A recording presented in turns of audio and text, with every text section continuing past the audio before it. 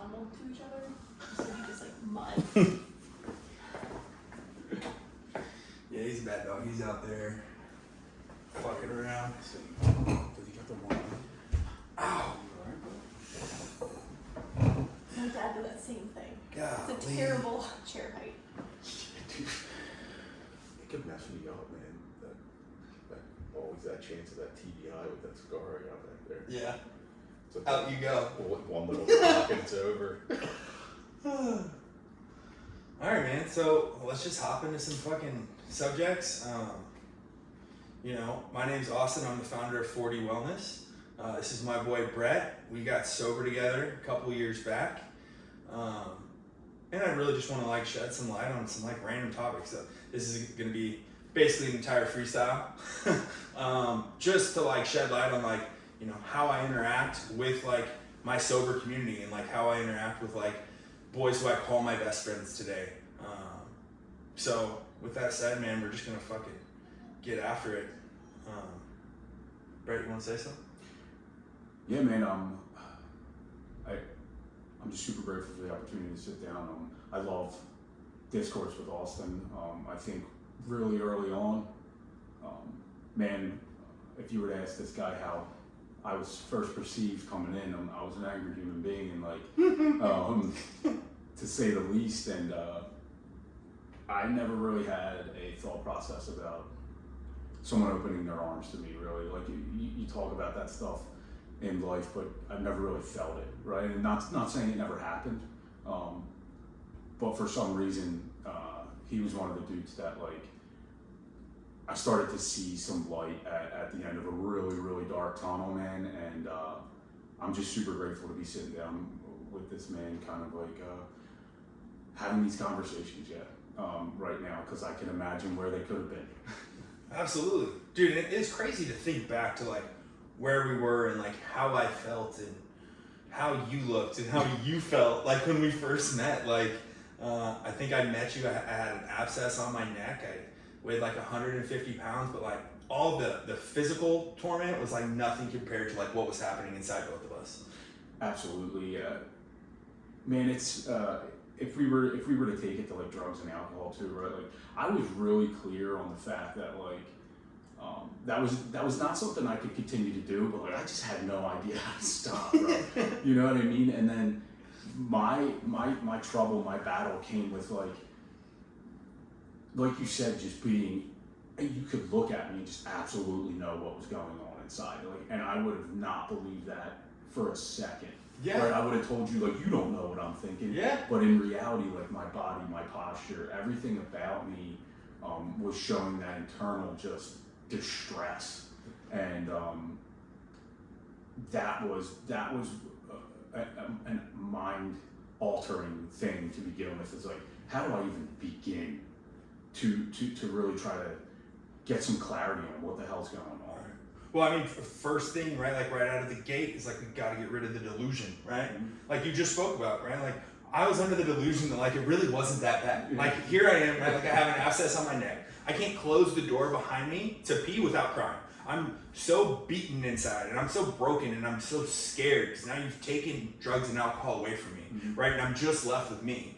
And I discover I hate me even more than I thought I hated me. And then I'm fucking scared. I'm really scared. So like I close the door, I'm crying, right?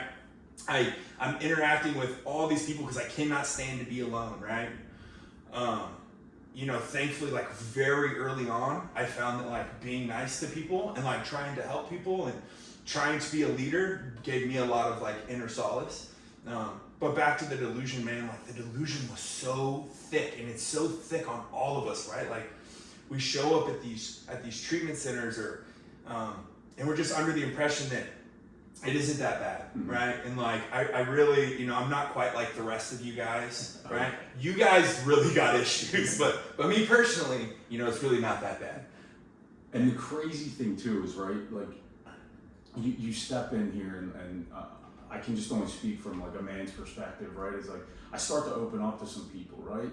And that delusion that you're talking about, it's like, okay, I feel like I'm swimming through peanut butter, quite honestly, right? Like, because it's so thick, like you're saying, and then all right, I'm going to do something different here. And that difference is like, you know what, I'm going to open up to this dude. And whether it's 1, 2, 3, or the whole community, right? But I start to open up, and then whatever that delusion is just creeps harder back in, right? Becomes thicker because I start to hear about you. I start to hear your story, and I start to compare. Yeah. Right? And it's like, well, you know, Austin's got that abscess, so like, that ain't me, man. Austin, you know, does this, and I never did that. So like, we're different, you know what I mean? And then it just starts to come back, and that is the process of that delusion, and that thing that we talk about, and like the clarity of mind is like, man, it's just because you did that, like it's you're still swimming in that peanut butter. Maybe it gets thinner as you continue to move forward and stuff like that, but like you have to continue to do it. It's a continuous thing, and it doesn't stop at any point in time because you're never getting to the other side of that pool. Yeah. No, absolutely. It's, you know, it's all about that growth mindset, right? And that I'm never going to be perfect, but every day I'm going to try to be a little bit better than I was yesterday. Some days, man, like I was just telling you in the fridge, right? Like I'm so blessed today. I have this little baby in the next room who hopefully we don't wake up. No, I woke up this morning, you know, she woke me up like every 2 hours all night last night. And for the most part, like, I'm just so thankful to have her. But, you know, this morning I woke up, I was like, baby, please shut up, right? Like, and I'm like right back to where I started this journey and in this delusion and in this self-absorbed situation. And, you know, the beautiful thing is today, right? Like I have the tools and I know how to get out of that, right? As opposed to like inactive addiction, I just sit in that shit and I just dwell in it and I just make it worse and I just amplify it. And, well, it's a weird thing. So I know you talk about a lot like routines and stuff like that. And routine was always, me and Austin were house managers together, so we got to know each other's routine pretty solidly and learn about a million other routines, right? Yeah, and like, bad ones, good ones. Exactly. Very bad ones. But like, and that's part of it, right? Like opening my mind to like maybe I need to try something a little bit different, right? Like one of your big things is being in the gym, like. And when I moved out, right, at that point in time, I was doing like a lot of like in my room body work, you know, calisthenics stuff like that. But like, I get out and you know, I remember what Austin had told me, right? And like, man, I'm going to the gym now, and I go to the gym probably 4 or 5 times a week. And on top of that, like I'm still growing in a relationship that I have, right? And like, it's all these different angles that I learned from these interactions and from being open to them. And it all starts with that vulnerability piece. And it all starts with like going through that comparison, the stages that you go through and these stages of growth that will return, man. I'm sure I'm going to be in that comparison state again, right? Like I'm going to be like, well, he's doing this and I'm doing this. And, oh man, and you know, but to get back to the routine thing, there's a book that I'm reading. And I read it every morning, right? And just like the book we know, you know, we talk about all the time. The Voice of Knowledge. Okay. And it's Miguel Ruiz, the guy that did the 4 Agreements. Okay, dope. So he talks about this voice of knowledge that I have in my head, right? And he starts it with the story of Adam and Eve, right? And kind of his take on what it is and this tree, and it's this tree of knowledge that like we think we have. So think about what your tree of knowledge is walking into that environment in the to try to get sober, right? Like your tree of knowledge is like, this is where I'm right? This delusion is absolute fact. So like what the process has done and what this opening up to like all these different avenues of life has done is like it's allowed me to take that really, really poisonous tree that I've continuously eaten on, which is my own voice in my own head telling me that this is right, man. Right. Like you are a piece of shit, right? Like you are lower than this person, or you are better than this person, or you are the greatest, or you are better than Austin because he did that, right? And like imagine trying to not like, because when I was growing up, it was believe in yourself, right? Right. Now I'm reading this book and I read it, you know, 2-3 pages a day, and I'm lying to myself a lot, Right. And that's what that delusion was to me, is that like everything that myself in here in this brain is telling me is absolute truth. And dude, when you smash that idea, it's a scary, scary thing that, man, I've possibly been lying to myself for 25 years. Yeah. Right? And it's a scary thing to have happen, but I can say that I couldn't be more grateful to the idea. I was just telling you guys this story right now, right? Where it's just like this perception switch, this actuality of a thing that happened to me with my previous relationship and how I was looking at it, to the moment's notice, just listening to a song, having an open mind to what's being said to me, completely switched my perception on it into this perception of love and like, oh my God, like look at the actuality of the situation. And it's a wild thing. Perception's such a beautiful topic too, man. Like the change in perspective really changes the whole ball game. And you know, I find early in sobriety, like drug addicts and alcoholics have this problem with like looking at all the wreckage they've caused and looking at where they currently are in life and being really hard on themselves and really down on themselves. And instead, right, like if we just change the perspective, right, and the way we look at things, we can look at it as shit. I've been through a lot. I'm like one tough motherfucker, and right, like I can go through a lot, and like look at all the determination it took to just get high and drunk every day, right? Like that shit becomes a full-time chore. And so like if we can just flip the narrative and look at it from a different angle, right? Like we're blessed with this beautiful opportunity to like kind of start from scratch and like get rid of a lot of old habits and ideas and thought processes on what's right and what's wrong, and from there, right, like we can really build and grow and create these new routines and these new habits, and we get this golden opportunity to really just flip the narrative, right? And today, right, like me and Brett, we've seen like a lot of guys change, right? Guys who seemed absolutely hopeless, and but it took a lot of willingness too. And that's, man, the switch in perception, like, I couldn't even begin to tell you, like, you know, we've taken certain avenues, right? We go down certain ways to try and switch this, but like, I couldn't sit here and tell you, like, I absolutely understand how it works, right? You know what I mean? Like, I had all the willingness in the world to go get high, to go get drunk. You know, dude, you know, where I'm from, Philadelphia, right? Like, I 100% would go out in a blizzard to make sure that I got what I needed. Right. But then early on in sobriety, you know, it's a nice day out, but like the drive's 15 minutes. I really, you know what I mean? Like, and you look at it, and when you can honestly see both sides of it, where it's just like when somebody asks you that question. I remember the first time I was asked that question, like, bro, have you ever gone out in a storm, or have you ever driven, like, you know, because that was always one of the big things. Like, I can't go there because it's raining really hard, right? And it's just like, hey man, have you ever gone to the liquor store, gone to score dope in the pouring rain? And it's just like, absolutely, yes, 100%, right? Like, and when you're open to that switch, when you're open to the reality of that question and what the actual, like, as stupid and minimal as that question is, right? But like, holy hell, like, yes. I absolutely, and I wouldn't even have questioned it. I wouldn't have questioned, like, oh no, it's raining too hard. Hey man, not gonna be able to make it today to scoop that. It's raining a little Hold bit. on to my right? bag, man. I'll be back. Like, I don't want to get into a car accident. Meanwhile, like going to help another guy or going to sit down with somebody and have these type of conversations, like, ah man, you know, I don't know, it's raining a little bit hard.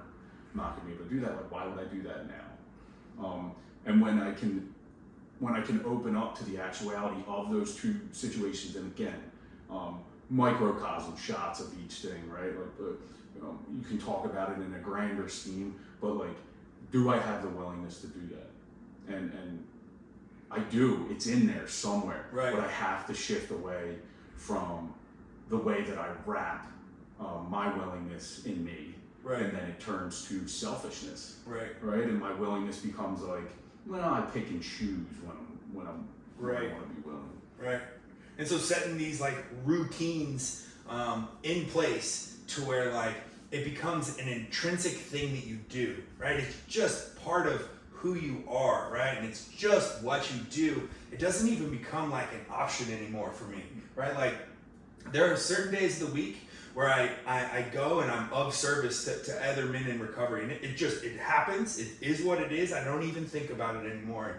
I have a morning routine that it's just ingrained in like what I do when I wake up in the morning, and I have a gym routine, and I have an evening routine, and I have all these things in place that over time like just sort of define me, right? And so now instead of like shooting dope for breakfast, right, like I wake up and I like drink a bunch of water and meditate, and like then go throughout like the rest of my morning routine. And some mornings, man, I'm super blessed and I have like an incredible amount of time, and then I got like an hour and a half routine, which is something I never thought I would grow to love and admire. Like, man, like when I got the time in the morning and I'm up and like I don't have to be at work at super early. I mean, I'm up most mornings around 4 a.m. because I work super early in the morning. But man, there's a beautiful window in the morning where nobody else is awake and the world is still asleep.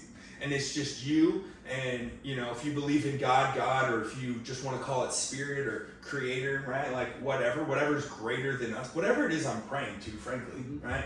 Where it's just me and that entity that are awake.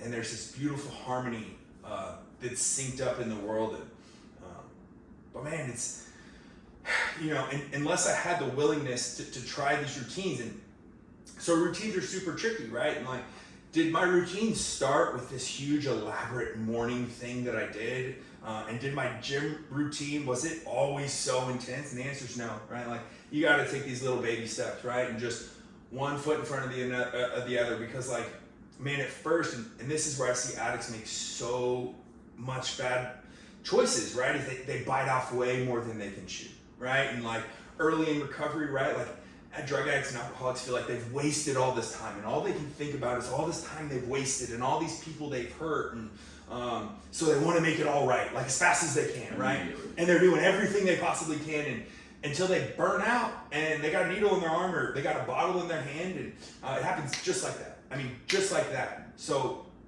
the trick about routines is, right, like slow it down, right? Bring it back down to something you can reasonably do every day, right?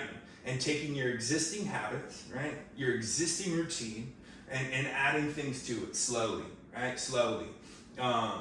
Until you're in love with it, right? And until like, waking up and meditating is intrinsic. It's just what happens. It's just who I am, right? Like now, right, today, right, instead of identifying as a drug addict and alcoholic, which I still am, but instead of that being like my core identity, right, like I'm a guy who meditates. I'm a guy who goes to the gym. I'm a guy who's of service to other people, right? I'm a friend who's always available, right? I'm a loving partner. I'm a loving father, right? Like these things are just intrinsic. They're just what I do every day.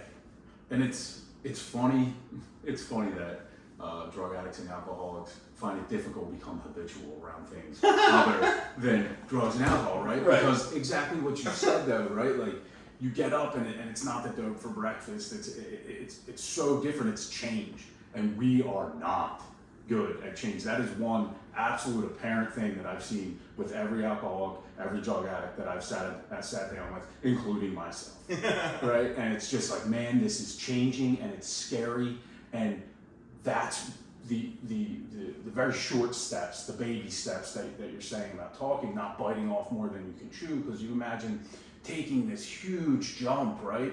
And then things start to change, and it's big scary.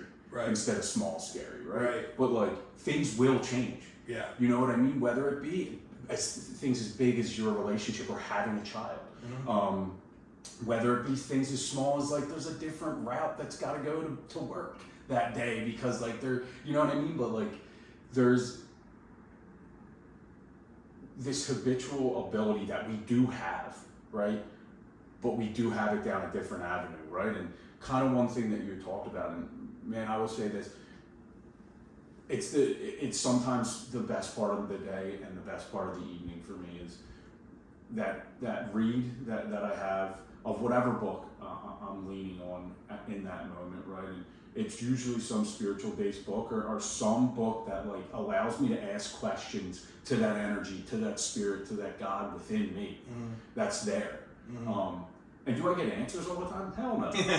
You know what I mean? Do I want answers all the time? Surely. But like, it's just not something that happens. But like the process of growth is just in the asking of the question. Because I never asked those questions before. I never asked those questions within me. Do I have this ability? Can I love today? Can I be compassionate today? Can I be willing today? Right? And like, or just thanking that energy that I have the ability to move my feet forward to be willing today. Right? And I find as I continue to do that and not bite off more than I chew, because I am that guy that loves to do that, right? Like, no, I can take on more and take on more. But what sobriety, what this cultivation of this relationship with whatever it might be, like you said, several different names, you know, the personification is something I started to go away from. And I don't know if you remember, but like I would write prayers, right? Yeah. But the prayer always started like spirit, God, entity, energy of life essence, because I had no idea. Right. And I kind of stick with that value, and it's something that I've hung on to for the past 2 and some change, and coming up on 3 years actually in a couple months, which is cool. Yeah. Right? That's a cool thing. Yeah. And I've held on to that like once I start to personify that thing, I start to think I can angle it into a corner, and I start to think I can catch it. And like that's just dangerous. True. Yeah, right? that's and true. Because then I think I'm right all the time. Then I think that what I do is best, and everything else and then whatever anybody else is doing is wrong, and then that gets me back into that like bad habits. I become habitual towards not the meditation, not the willingness, not the asking and listening. I know you're a big listener too, right? Like it's another thing. Like, am I asking that question and open to whatever comes to me? And am I open to when nothing comes to me? Right? And yeah, it's a beautiful thing, the growth in silence that happens. That it's something that I think I texted you prior when we were talking about doing this. Is like, man, sitting in silence for a long time in my life was not possible because it scared me. Whatever I would have told you, I would have told you I'm uncomfortable or I'm anxious or I'm this or I'm that, when in the absolute reality I was in fear. I was in fear as to what was going on in my head. And this process, these habits that I've learned to grow into have, on a daily basis, released that fear. Now, could that return if I stopped doing it? Absolutely. But I was just in absolute fear of me, my skin, that energy, all types of things. Yeah. No, dude, I know the feeling, right? Like, I could never be alone. Like, don't leave me alone. Don't leave me alone. Like, unless I got a big bag of dough, then I'm good for a little bit, but eventually, like, I'm gonna need a communication with somebody, right? And the second you take my dope away, right, like, I need to be around a crowd. And it's wild to me, because, like, we're sort of talking about spirituality and learning in silence, and I never thought spirituality would play as much of a role as it does today in my life, right? I never would have thought, right, like, showing up just broken, right? Whether I was in a prison and people were trying to talk to me, whether I was in psych wards and people were trying to help me and talk to me, whether I'm showing up in hospital beds broken and people trying to help and talk to me, right? Whatever was happening in my life, right? Like, a lot of times people would lean on this God, and they'd use the big G word, and God never did anything to me, but it didn't seem rational for me to explore that as an avenue, because, right, like, in my life at that moment, I'm suffering real life consequences. Like, my body's deteriorating, and my internal condition is trying to commit suicide, right? Like, I fucking hate everything and everyone around me. And so you're coming to me with this capital G God word, and I'm like, bro, like, that's cool, I guess, but, like, that isn't really gonna help me, But it took that willingness, right? And it took that delusion to be smashed that I think I know everything, right? Listen to that internal dialogue that's incorrect, telling you I know all the fucking answers, I'm the smartest man alive, yada, yada, yada, right? Shutting that all down, right? And listening and being open to new experiences really, you know, and it started with like one prayer, right? Like it started with like, I don't know what I'm praying to. I don't really care. At the time, you know, I had this sponsor. His name was Dan. Badass dude. Really helped change my life. And he was like, dude, he's like, just pray to my God, right? I was like, cool. So that's what I did. Dear Dan's God, right? And I just prayed to Dan's God, right? And it was that little baby step. And man, I found pretty soon that like in praying to Dan's God, right? Like I found some peace, right? Like I no longer was the Alpha and the Omega. I no longer had to play the puppet master, right? I could sit back and just like try to like let something else be in charge. And in doing that, man, I found this tremendous relief. And like, then all of a sudden, right, like sitting in silence became an option because like I didn't necessarily feel alone, right? And it's a wild journey, right? It's a weird thing to talk about. And man, like I said, right, like I thought maybe you were cultish or like a little unhinged if you're coming at me with that shit, right? Like, bro, like I got a rope burn around my neck, you know what I'm saying? Like, or like, dude, I'm sitting in fucking prison. Like, how much worse could it get? Don't miss me with the big G word. But when I had the willingness, right, and the delusion had been smashed, right? The delusion that I knew everything was smashed, and the willingness to do whatever the fuck anyone said was ignited, right? I ran with that shit. I ran with it. In doing so, right, like I explored the spirituality option. I prayed to Dan's God until it became my own God. And now, like, one of my favorite parts of the day is sitting in silence in meditation, right? Just me and whatever's out there. And I'm just trying to listen, right? Just trying to listen. Exploring different meditation techniques, right? Like, that's like a new, like, passion of mine. Not new, but like, in sobriety, you know, I've learned that in sobriety and meditating, you know, different ways and trying breath work and like all this stuff that I do by myself in silence, right, is now like a total option. And what once seemed completely impossible, which is one, me being sober, right? That's even way the fuck impossible, right? I couldn't imagine. And in fact, Brett, like if you told me, like these guys would come in, right? I'm sitting in prison and these guys would come in and like, God bless them, right? They're trying to help. But if they told me they shot dope the way I did or they drank the way we did, right? Like, but now they're sober, either one of two things is happening. You're lying to me, right? Or two, you weren't really that bad, right? Like you really didn't get down the way me and Brett got down, right? And like I was convinced to my core of that detail. And so like it just never seemed possible for me. And man, you know?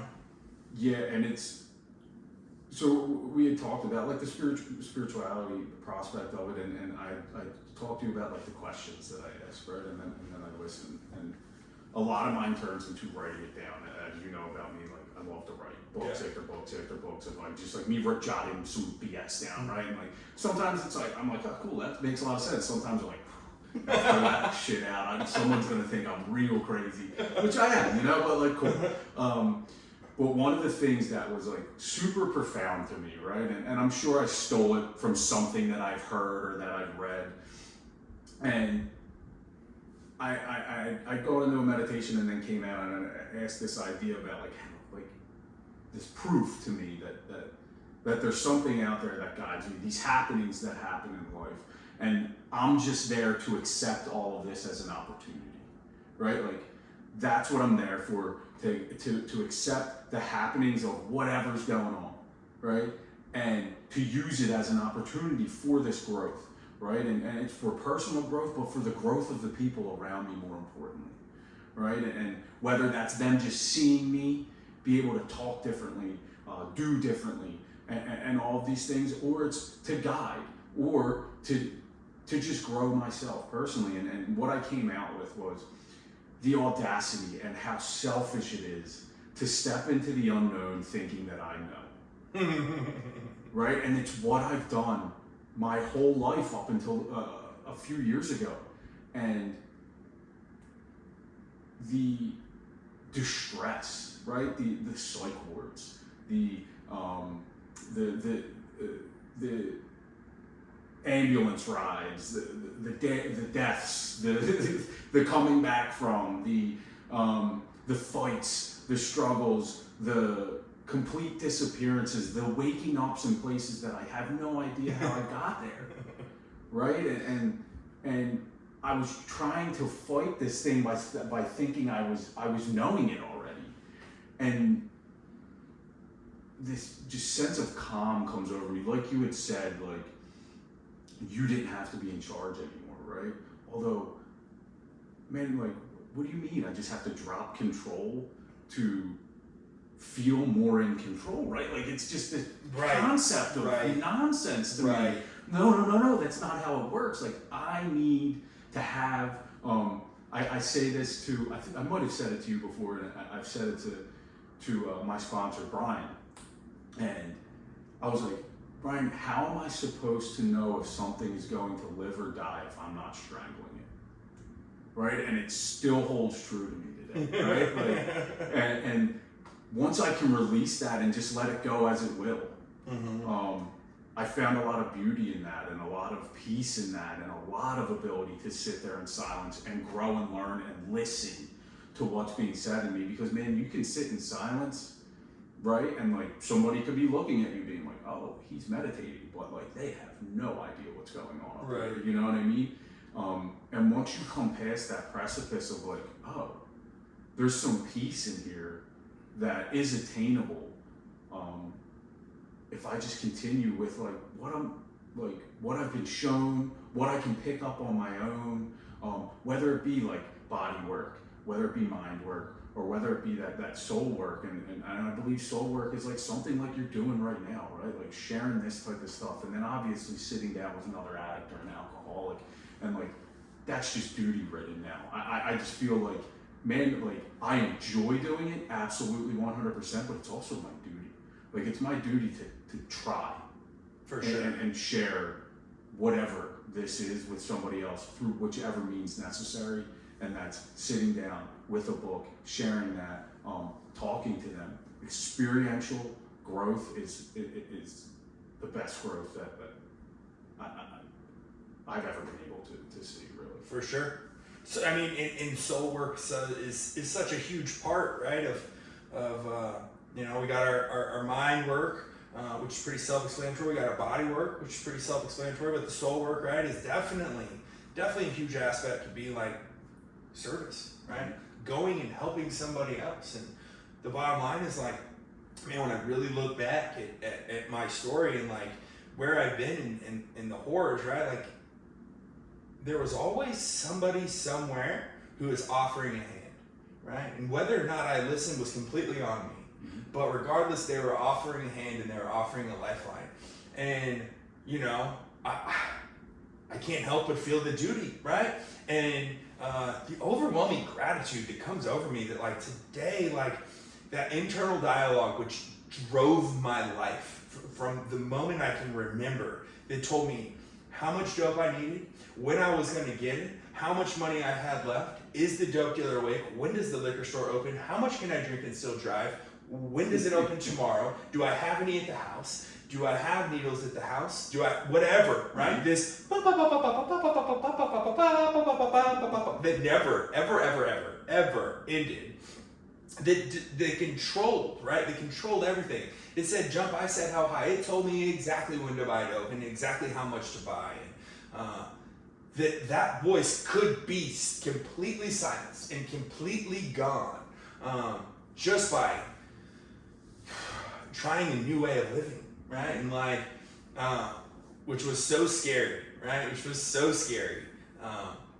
But like today, right? Like the soul piece plays huge, and like soul can be as simple as, you know, what feeds your soul. And for me, and I know for you, I think I'm wearing an Odessa shirt. You're wearing a Disco Biscuits. I think we have Dead and Company here and Billy Strings there, right? Like it could be music, right? Music feeds my soul. Live music today has taken on an entire new meaning for me, right?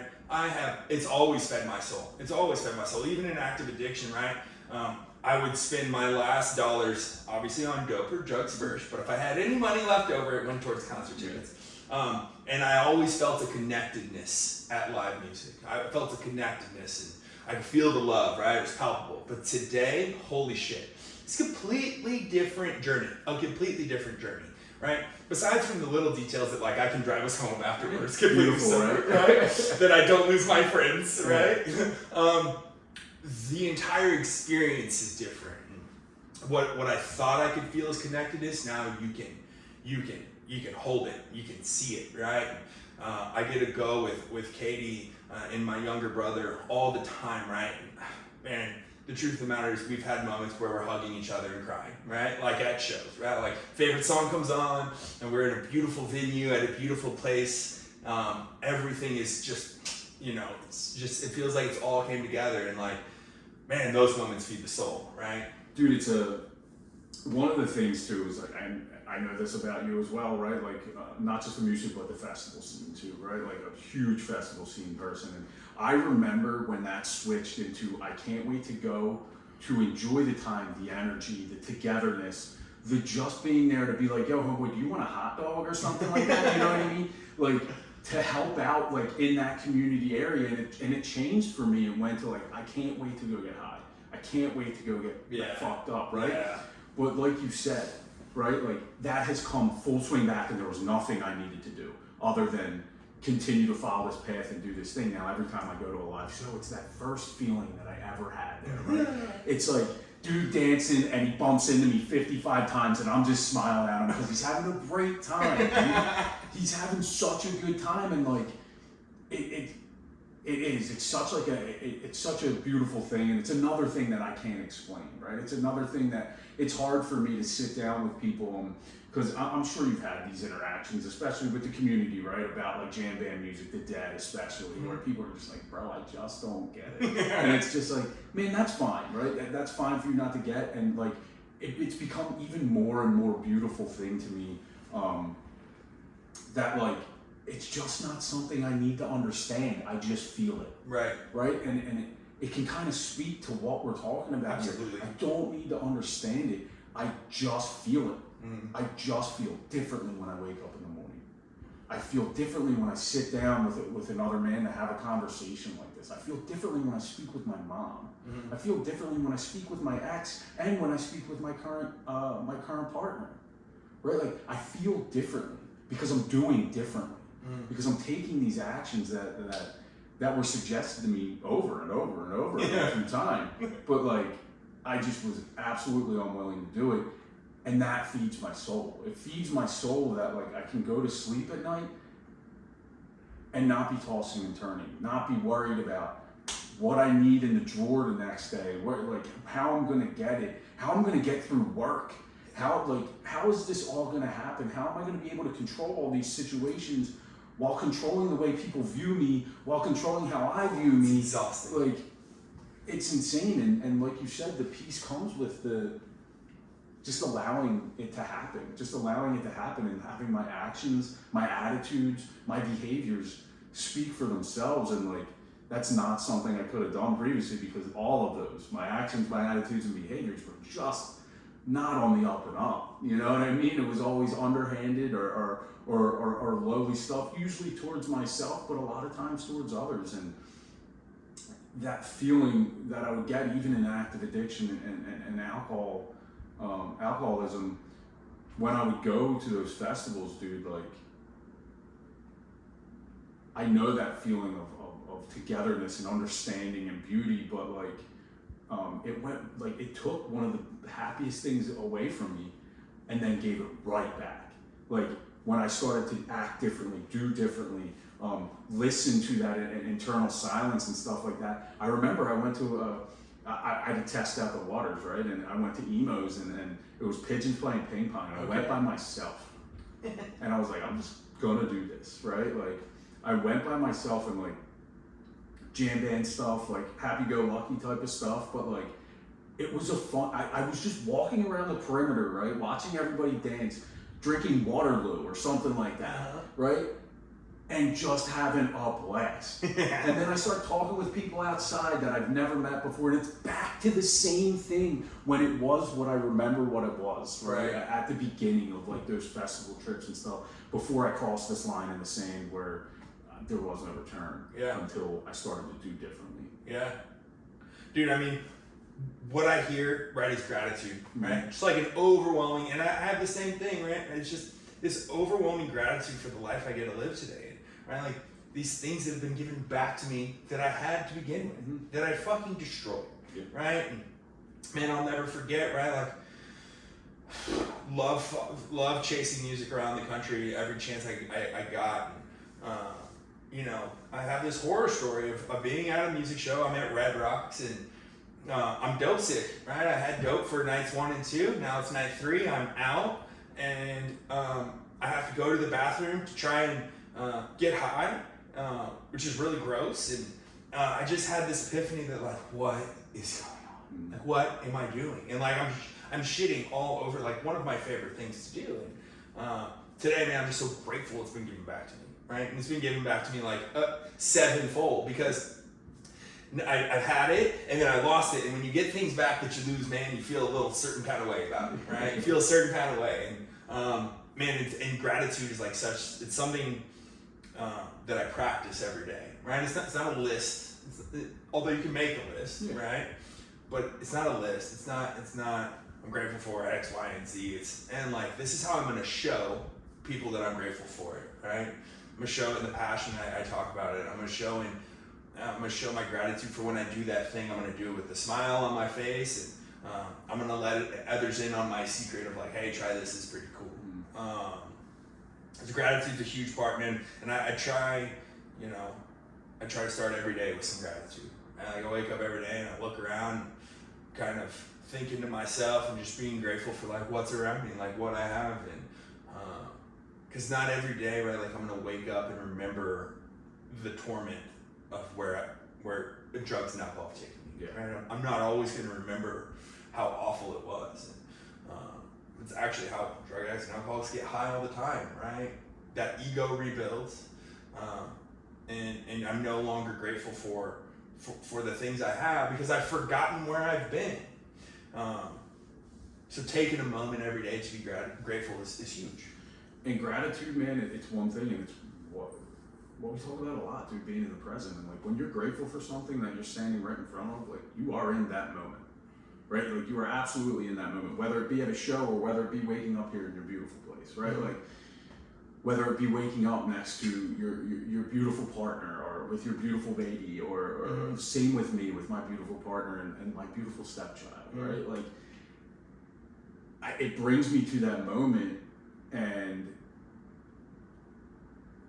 I was so afraid of it for so long, and it's just a beautiful place to be, right? Like gratitude, and it's something that is absolutely kind of bored into my brain, man, and like to the point that the guys that I sit down with, they laugh at me because I constantly look at everything in life, everything, no matter it be considered bad or be considered good, as an opportunity to grow in this world for not only me, but for everybody around me. And if I can continue that mindset, which this energy somehow instills upon me, I don't know how 3 years ago I was just thinking about ending it as quickly as possible. How could I just get away from this opportunity? Mm-hmm. And now it's how can I just jump neck deep into this to try and grow, for not just me, but for like everything around me, man. Like the tree outside, you know what I mean? Yeah. Like, all of these things, how can I be better to be better for everything around me? Because all of the negativity that I exuded, all of the negativity that I brought to the world, like we talk about amends a lot, right? And this is my living amends, is to like try to bring as much positivity. And does it happen all the time? Hell no, dude. Mm-hmm. You know what I mean? There's some negative days, right? But like, what am I gonna do around that negative day? I'm gonna do these things that have been given to me, these tools that we talked about, right? Or am I gonna walk away from them? Am I gonna sit down and be like, I got it, right? And then I understand. All of those things that start with I are usually a problem for Brett. You know what I mean? Yeah, dude. It's about it's so much of it, becomes part of like the subconscious mind, right? And I think sort of what I hear you describing is right, like change this growth mindset that has literally become a part of your subconscious that allows you to look at the world differently and look at pain and torment and failure as opportunity and growth. And when we can do that, dude, fucking beautiful things happen. And, but it's all about hacking into that subconscious mind, right? Man, I listen to a lot of nerds and a lot of doctors and a lot of guys way smarter than me, way out of my league, but I try my best to digest the information, so I have to listen to it or read it like 3 or 4 times.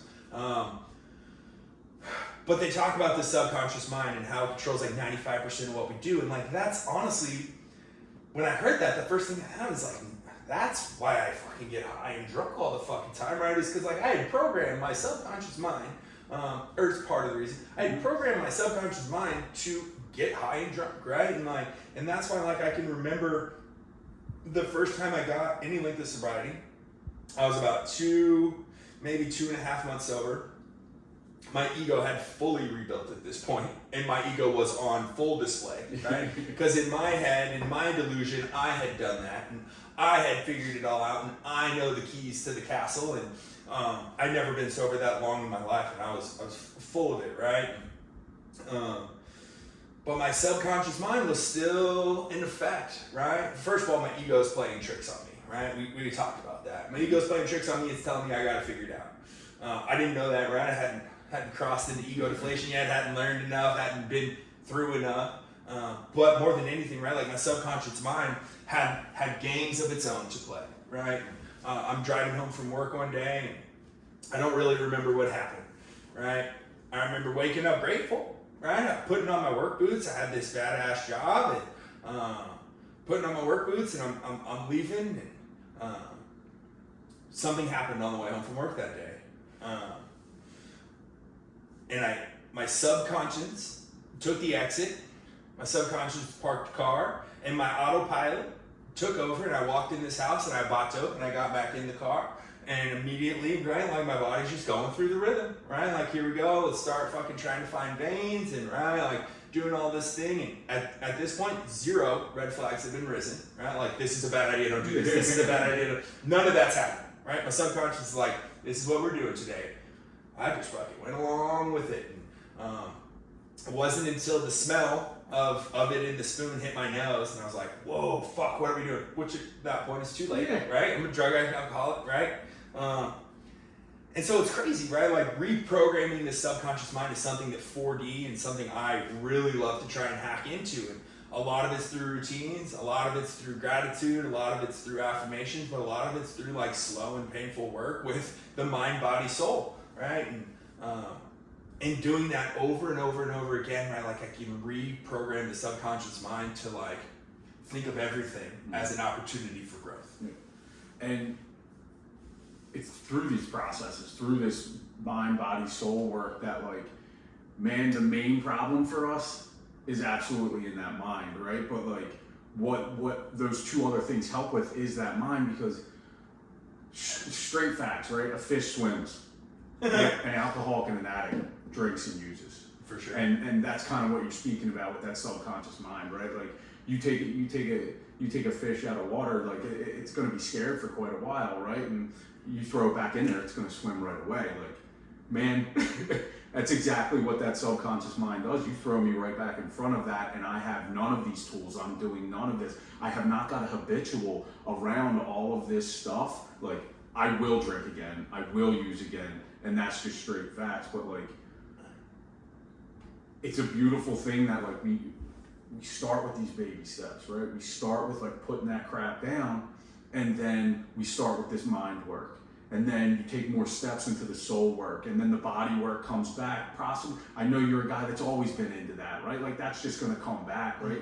But like you look at a lot of us, right? Like drug addicts, alcoholics, and like that they start to grow in those certain areas. Like, man, I've never been a gym guy. Now they're a gym guy, right? Like I've never been a meditation guy. Now they're a huge meditation person, right? Like, and it's all that willingness to step into that unknown, knowing that you don't know, not thinking that you know how this is going to go, and just being open to the process, bro. Like open to that process. Like, hey man, you know what? I'm going to get back into the gym. That's what, right? I remember sitting there talking with you, and I would write up on that whiteboard in my room, right? And like, and about like, hey man, and this is the next step of my process. Instead of the calisthenics, instead of like the yogic poses and all of that type of stuff, it's like, let's get into some lifting because I know it's good for you, right? Weight work, kettlebell work, because I know it's good for you. Breaking a heavier sweat than I was doing because I know it's good for you, while still continuing with my meditation practices, right? Because that was something I dove really deep into. Yeah. And then adding on to that, like, what am I reading besides that book that they give us, right? Which is a beautiful book, and I love it, and I will always have it. But like, how can I continue to grow my life spiritually through those processes of learning more about like what others view, how they like gather these you know, growth abilities, right? Yeah. Like these chances to step forward in life within their own mind, trusting something that they don't understand, and like, what do they talk about? What do they, you know, stuff. Like, you can see it on my face. It's just interesting. Yeah. Like, come on, man. Like, let's go with like that opportunity at growth of like, hey man, I don't know what you're talking about, and yeah, I'm gonna listen to it 5 times. I'm gonna read it 10 times, because like, the weird thing is I would have told you previously like that because I want to know. Now it's just, I just want to grow. Like, so okay, let's take these avenues, and like, I might not know exactly what you're saying, but like, I get the gist. And it's dude, it's just a beautiful thing that you got going here, because it is a continue. I mean, I've talked about it too, like the tattoos I have on here, like the triangle, man, like connecting the body, the mind, and the soul, and like, it really creates that opportunity of growth and brightness and what we really love about this process. Yeah, and it's crazy too, right? Like, to be this passionate about growth, right? Like, we come into this thing, dude, and you're so fucking angry that I thought you might kill anybody who approaches you.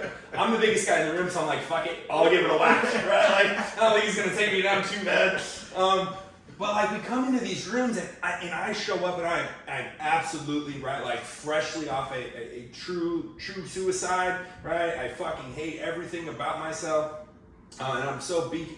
And like, we come in so broken, right? So broken, and all we want to do, right, is put the bottle down and put the drugs down. I'm like, that's it. That's why I'm here, right? Yeah. Just help me put the bottle and the drugs down. Only to find out, right, that like, that isn't your main problem, right? Like, that isn't your main problem. Like, drugs and alcohol, obviously, solve my problems. What a shattering. Which is a shattering idea. Like, what do you mean they're solving my problems? Okay, well, we're about to find out, right? I'm gonna take those things away from you and let me know how you feel. and so then you start this growth, right? And at first, the growth is, okay, I just want to be okay, right? I just want to be okay without drugs and alcohol. Like, I understand you've taken them, I'm freaking out, right? I'm not okay. Everything's wrong, right? So I just want to be okay, and like, that's where we're going for, right? It's just okay. And then we get just okay, and we're like, okay, this is pretty good. Let's keep growing on this, right? And that's what 4D is right? Like, okay, we've taken the drugs and the alcohol away, right? This has been removed. And then hopefully, right, like, I can't really detox you, right? Like, I can't 4D doesn't do any of those things, right? Like, you're gonna need professional help at first, if you're really bad off. And you get to that okay level. Okay, great. Like, now, let me show you some different practices that like I've learned and I've practiced and I've taught, and people have taught me, right? Of like, how the fuck do we make this shit even better, right? And then how do I light this fire under your ass that makes you just want to continuously grow, right? And you have this growth mindset that is intrinsic and part of your subconscious that allows you to just take these tiny little baby steps in different avenues every single day. And man, like, for me, like, a huge part of that early on was the body aspect, right? Like, I felt this sense of accomplishment. I'm like, okay, like, I did something good for my body today. I'm so used to just destroying it every day that it felt really good to take care of it. At first, it was breaking a really hard sweat, and that felt great. And then I realized, like, I could break a harder sweat if I put the right nutrition in. And so, like, okay, there's a lot to study there, right? And so that took up a big chunk of my time. It's like figuring out, okay, what are the good things for me? And some of it's trial and error, right? Not every body's the same. And then what you find out, right, and what science has proven is these neurotransmitters, right, they start growing at a more rapid rate when you get that heart rate elevated. And then your bones start to feel better, and your muscles start, and then you look better. And now I have like a little bit of confidence about myself. And the man in the mirror who I used to hate is okay, right? He's not that bad.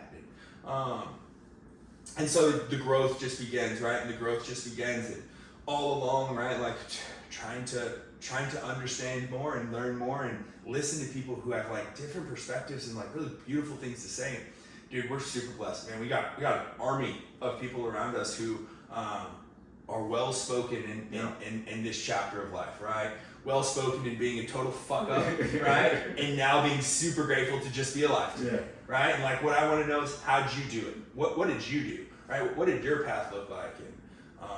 And that's all part of that mind aspect, right? And learning from great teachers, man. And like, and recently I was listening to David Goggins. He's on Andrew Huberman's podcast, and like those are total opposite guys. I don't know if you know who I'm talking about, but Andrew Huberman is a neuroscientist from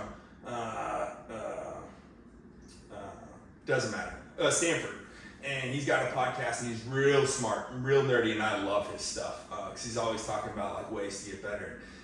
David Goggins, most people know, is the guy who just has willpower that is like from another level, right? And, as a drug addict and alcoholic who always thought my willpower was weak, right? Like to listen to someone like David Goggins, who's just an animal, gets me fired up. Anyways, he's on this podcast, and he's talking to Andrew Huberman about how Huberman has literally found a part of your brain that grows and gets stronger every day when you do things you don't want to do. And so Huberman immediately thinks of David Goggins, right? Because David Goggins notoriously hates running. Yeah. But the motherfucker runs. That's like a marathon. Right? Like. And he talks about having these conversations with the shoes, where like he's not putting the shoes on, fuck those shoes, as I'm not going running, right? The shoes mean I have to go run. So he doesn't want to put them on. He has this internal fight and this internal dialogue, which we can get down with, right? Drug addicts and alcoholics know that internal fight and that internal dialogue. But anyways, man, it's stuff like that, right? Like learning about how like every day I do something I don't want to do, I'm strengthening a part of my brain that makes the rest of my day easier, right? Yeah, it's one of the big things, and I took a different avenue, right? Like mine was more so with what was going on in here, right? And finding some sort of peace to where like I could even walk through a day, dude. Do you know what I mean? Like mine I went really hard into the meditation speaks, the Ram Dasses of the world, the Alan Wattses of the world, like what is going on in that deep recessed jungle, and like how do I get that cleaned up in there? Because there's some dirty shit in there, like, and I, you know what I mean? So like, and I took that avenue. It's an avenue that has worked for me up until this moment, right? But like you said, continuing to cultivate, right? And it's something that I brought up a couple times here in this conversation, is that like I listened to Austin, right? When Austin was talking to me about like, bro, you got to like get into the gym, lift some weights a little bit like that. And it's not something you beat me over the head with, but like I heard it, right? And like that's what I now do. I'm cultivating my body as well as my mind, and continuing with the mind stuff, right? Has it changed and shifted as like we've moved forward in these past few years? Like absolutely. But like that is what this is about. The cultivation, the continued growth. Like you're not gonna cultivate the farm up until like it pops up roses or whatever type of farm you're talking about, soy or whatever it is, right? And then just be like, all right, I'm done. Like, no. You harvest that, and it's a beautiful thing, and then you cultivate again. And maybe you get more beautiful things the next day. If we're talking about like a flower farm or something like that, right?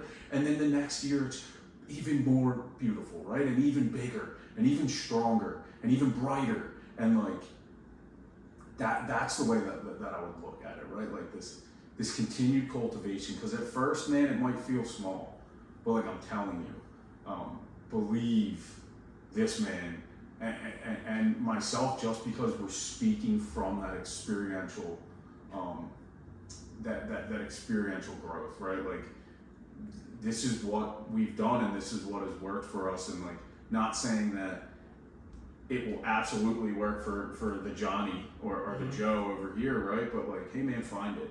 Right. Find what it is. And it's all about, I don't want to take advice from somebody who's never had the internal struggle of getting sober, right? I can actively remember driving to the dope house in full-on tears, right? Because I don't want to go, but I have to go, right? And then I get there and I get back in the car and now I'm in full on tears again because now I gotta find a vein, right? So I don't want to take advice from someone who hasn't done something repeatedly over and over and over that they didn't want to do, right? And so if you have the experience around it, right, like that's who I want to take advice from. That's who I surround myself with today.